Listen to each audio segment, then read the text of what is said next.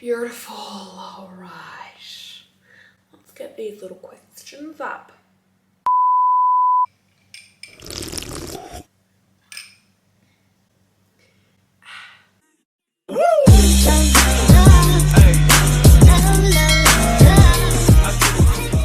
Hey lovely people, welcome back to my channel. Alright, today let's have a chat. Let's take it down a notch, let's get cash, grab yourself a coffee or a tea or a water or a snickety snack, whatever suits your fancy, and let's just chat. If you're procrastinating, join the club. If you need to tidy your room, I know you need to reply to an email and get some work done, but that's okay. Don't stress, it's fine. No guilt here, no shame. Just pop this on in the background, have a little bit of a listen while you get all your stuff done, and you'll be fine, you'll be good to go. Just a little bit of background noise so that you don't feel so alone. I asked you guys on Instagram, if you don't follow me, check it out. Can I do it? Let's see if I can edit it in, hey? That'd be cool. Check it out, it's just my name, Portia Michaud.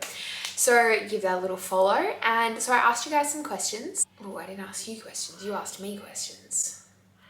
That's how it works. So you asked me some questions of what you wanted to know about me. So I'm gonna answer them today. So let's get started. All right.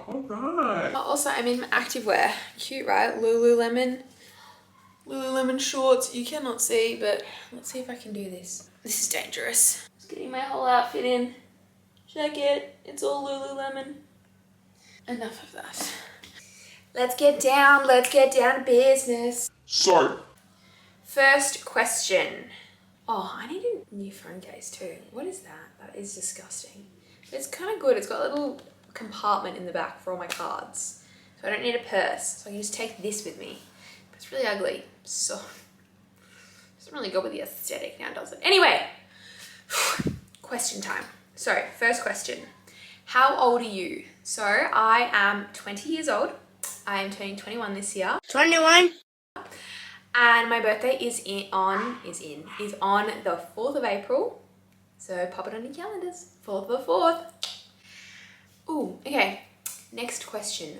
What are you doing at uni? So, currently, I am studying online at uni, which is kind of handy because like the pandemic and stuff, so it's kind of been good. But I'm studying a Bachelor of Communication, majoring in Public Relations. So, well, I said that really weird, Public Relations. Yeah, so essentially I kind of want to go into event management and that's the path to take. But I went into uni studying psychological science and I did not like it. Yeah, I just didn't like it. Psychology is not for me. Like, I'm the biggest advocate for mental health. But when it comes to psychology, it just wasn't my thing. It just wasn't my thing. I just wasn't enjoying it. I love anatomy and I love physiology. And the problem is I originally wanted to study sports science, but you can't do that online. And I wanted to study online because you can't study in Singapore unless you want to pay like a lot of money. So my uni's in Australia, so I study online in Australia, if that makes sense. But you can't study sports science online, so I went into psychological science thinking it would be physiology and anatomy and that kind of stuff and like talking about the brain. And it was sort of, but it was also like a lot of legal stuff and like being a clinical psychologist, and I was like, girl, this shit just ain't for me. So I now do communication and public relations and I really like it. It's really fun. It's very flexible. I can choose a lot of my own units, so I'm very, very pleased with my choice. I would love to say that I could do sports science on the side, but anyway, not at this point in time. Obviously that path is just not for me at the moment, so we're just making do with what we've got. Right, next question. All right, embarrassing childhood memories. Okay, so when I was a kid,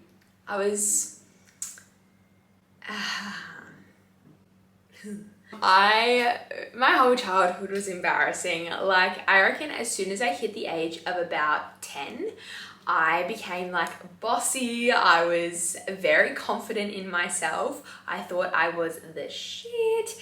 And so my whole like, if you know me from primary school, yes, I understand. I was a weirdo. I get it.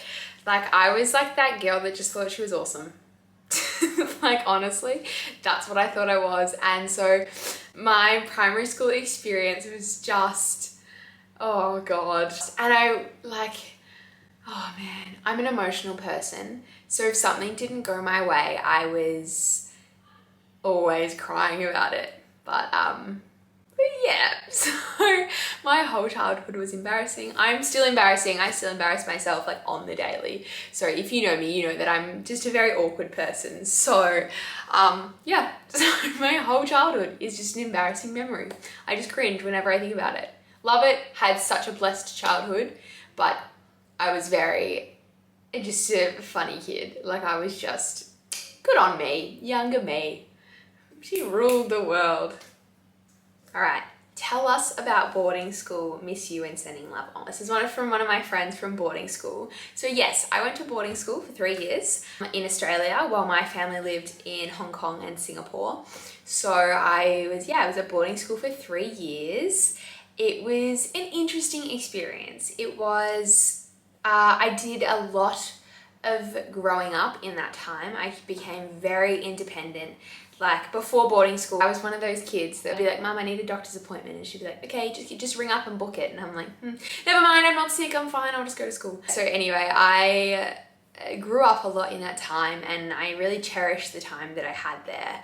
However, I was an overseas student. So most of the girls that I went to school with were country girls. So their families were in the country in rural Australia, but my parents obviously were overseas. So for me, like on the weekends and like during holidays and stuff, everyone would go home or everyone's families would come and visit them. It was really easy for them to kind of come down. And I'm sure the rural girls had their challenges and stuff as well. And I'm not denying them of that. Just on a personal level, it was really hard for me personally because I couldn't see my family that much. I had 2 really little sisters at home and I feel like I missed out on a lot of their growing up because realistically I would only see my family maybe like 3 times a year. So it was really tough. And for someone who's going through that developmental stage of like, especially for a girl going through like 15 to 18, it's a pretty big time of your life. Like you're growing up a lot and not having my family by my side was a bit tough. I was quite alone a lot of the time. I had some lovely friends, but during my last year of school, I kind of became pretty isolated. I was really stressed. I was trying to get really good marks. Yeah, it was just really tough. And so that last year kind of, I don't know, I loved the first 2 years of boarding and then the last year it took a bit of a toll on me. But I'm very, very fortunate. I had my grandma and my auntie and uncle there, so and my cousins, so they were a huge support for me. And like boarding school is gnarly, man. The shit you get up to, insane. But I loved it. So yeah. All right, we had some camera issues, but we are back. That literally took me like an hour to figure out how to fix my camera. Okay, we should be good now. Oh, now I don't know what my questions are. We should be good now. This is just a mess. Oh, I'm really sorry about the construction in the back too. They've been building a house down the street for like 2 years. Take 84. Action. Next question. Tell us about moving to Asia at a super developmental time of your life. All right, get comfy, crew. Asia. Nah, kidding. I grew up in Singapore. I grew up in Hong Kong. I kind of grew up in Asia. So coming to Asia when I was like almost 19 was not what I had planned. I finished year 12. I wanted to go study sports science, live on campus. I had a job, I had friends, I had a whole life in Australia, and things just didn't work out according to plan. So I ended up having to move back to Singapore, which was fine. I didn't really want to do it at all at first, but I moved back here, and at first I was really not happy with it. I was like just not in a good way, but I managed to live out my dream, kind of. So I've always loved Bali. I just love the feeling I have when I'm there and how beautiful it is, and I have a very special connection to Bali and I really love it. And so for me, I've always wanted to live in Bali or work in Bali or do something in Bali. And so I was like, I love fitness, I love Bali, why not join the two? Hence the birth of Destination Fitness Retreats. So I've been so fortunate to be able to run fitness retreats in Bali and Sri Lanka, and yeah, it's been pretty awesome. So that was a very unexpected part of moving to Asia. I also work full time, which is something that I am so blessed to do. I absolutely love my job. I work as a fitness trainer and it's awesome. Moving to Asia, I guess I didn't really answer the question. It was tough. There's not a lot of people within the like 18 to 24-year-old age bracket in the country. So in terms of making friends, it's been a little bit tough for me to kind of make friends that are of a similar age, interested in the same thing. Most of my friends here are a lot older, which is fine. Age is just a number. It's been trickier than I would have liked for it to be, but that's okay. I've enjoyed my time so far, But I am ready for the next chapter. So we'll see what 2021 brings. This next question kind of like trails on from that question. It asks, what is it like to live in Singapore and do you miss out on anything compared to Australia? It's hot, which is fab. I love hot weather, so that's fine for me. There's no seasons here. It's just hot all year round. Singapore it's super safe. I could be out at 3 a.m. and I don't have to worry about anything. I am so privileged to be able to do that. Other than that, it's very small. Everybody knows everybody. It's a very small island. And so being stuck here during a pandemic is... well, it's a small island. What can you do? You can't do much. There's not much to do. It's pretty boring, to be honest. Sorry for anyone that loves Singapore, but personally, I find it really boring. But when you've lived in Australia and Hong Kong and other places, you're exposed to so many beautiful things and such beautiful culture that I find Singapore really lacks that. It's a constructed society. So it's very government-led and there's not a lot of culture. I feel like I'm being really negative. Singapore is great, it's just not for me. So yeah. What I miss about Australia: everything. Coles, the beach, coffee, so much. Like, I love Australia. I love the vibe of Australia. I love how laid back everyone is. I love the parties. I love the pub. I love just the culture in Australia. It's so up my alley. It's so chilled. And I miss the beach like there's no tomorrow. Like this morning I woke up, I was like, I could really go for a beach swim. That's my personal opinion. But like, obviously everybody's different. So don't take my word for it because you might love Singapore. Who knows? All right, next question is something I get asked all the time. What do you love about being a fitness trainer and how did you get involved with it? I love my job. Full stop. It's awesome. I love meeting new people every day. I love watching people grow and do things that they didn't think they'd be able to do. I love watching people change their life for the better. I love the connections I make. I just love so much about it. I don't love getting up at 4:30 in the morning, but I do love getting to the gym and seeing all my beautiful clients and having such great fun in the morning and just doing what I love, which is moving and getting people active and talking to people. And so yeah, I love my job. And how I got into it, I've always been super active. Since I was little, I have loved sports. I've done everything. I've done dancing, I've done netball, I've done soccer, I've done footy, I've done basketball, I've done swimming, I've done athletics, I've done surfing, I've done cheerleading. Like, I've literally done everything because I just love trying new things and being active. I am so privileged to be in this able body that supports me every single day. Throwing myself into new tasks and seeing what it can do is something that I just thrive on. So when I was about 16, I started going to F45, and from there I was just kind of like, yeah, this is it. This is what I want to do. I would look at my trainers at my gym that I was at in Melbourne and I would just be like, this is your job. Like, you literally get to be in the gym chatting to people all day as a job. Like, what? As soon as I finished school, I got my PT cert, jumped on the gym, or in the gym, and here we are. It's so cool. I love my job. Current split for training. I wish it was that simple. Okay, so I'm at full-time work, full-time study. My training changes every single day. Ideally, I would love to smash out like 5 or 6 sessions a week, chuck a run in there. It just doesn't work out like that. Once you have been up since 4:30 in the morning, you've taught all morning, you get home, the last thing you want to do is lift up a weight, let me tell you. I try and get some movement in every single day. At the moment, I'm really focusing on my strength and building up my strength. So a lot of my training is strength and power focused, and I love running. Okay, love is an overstatement. I like the feeling that I have after I run. Once I am done, I'm like,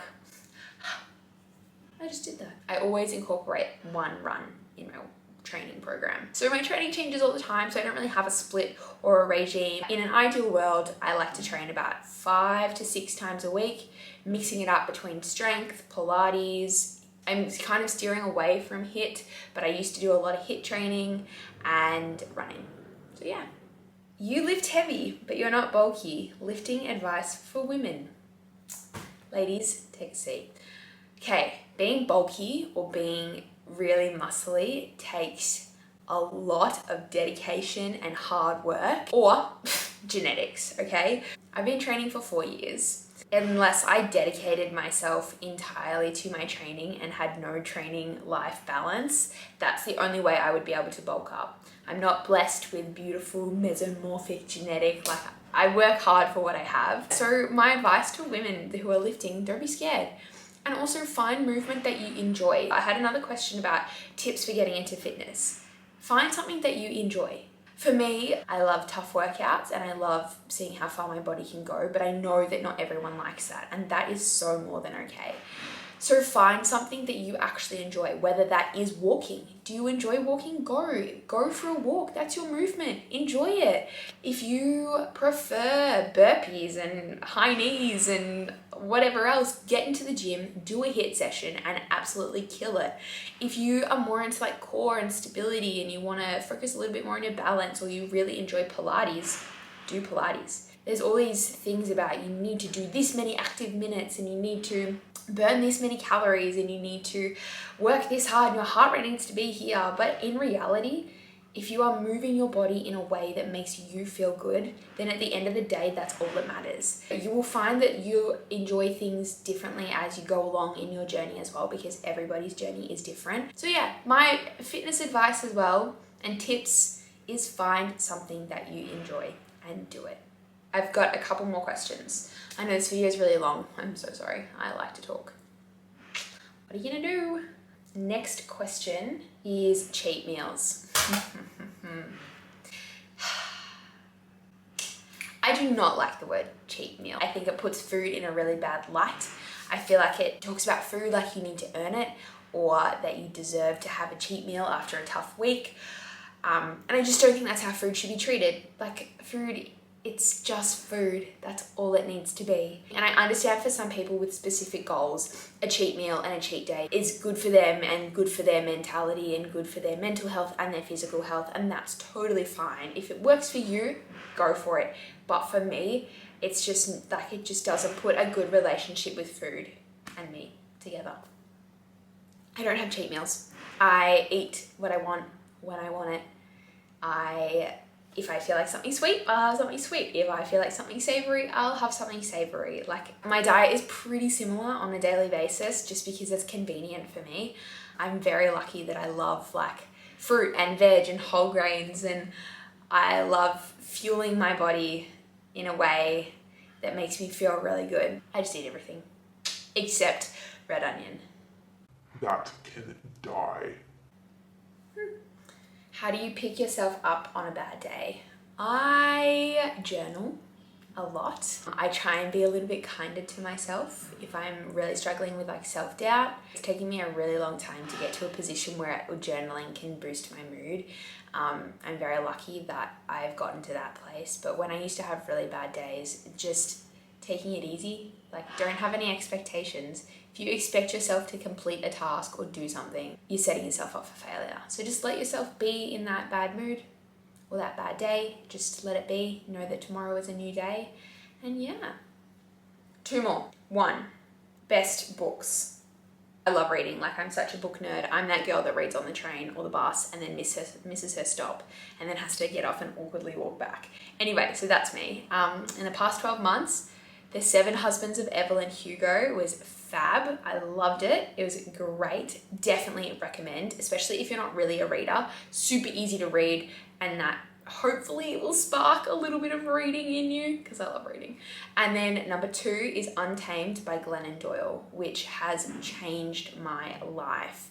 And I recommend it to any woman watching this who feels a little bit lost or feels like they're living out somebody else's expectations of their life. Please go and read that book. It is a life changer. Last question. Teehee. Go to activewear brand. Lululemon will always, I don't know if it's Lululemon or Lululemon. I'm trying to sound fancy when I say it that way, but whatever it is, I freaking love it and I wear it every day. And if they could sponsor me, that would be really fun, but they won't because they're so elite. Anyway, a girl can dream. That's pretty much it for my Q&A. That was really long. I'm so sorry. I've talked forever. But like your fault because you asked a lot of questions and you guys know that I like to talk a lot. There's heaps of questions I didn't even get around to answering. So if you want a part 2, let me know down below. And if there's any questions that you want me to answer, just send me a DM. I'm so open to talking about anything that you guys want. If you are not subscribed, make sure you do that little subscribe thingy. Like this video. Yeah, that's it. Thank you very much for listening to me just babbling on. Just imagine living with me. Like I never shut up. I will see you next time. Peace out. I'm actually like sweating. It's really hot in here. Oh my God. Okay, I think I need to stop talking.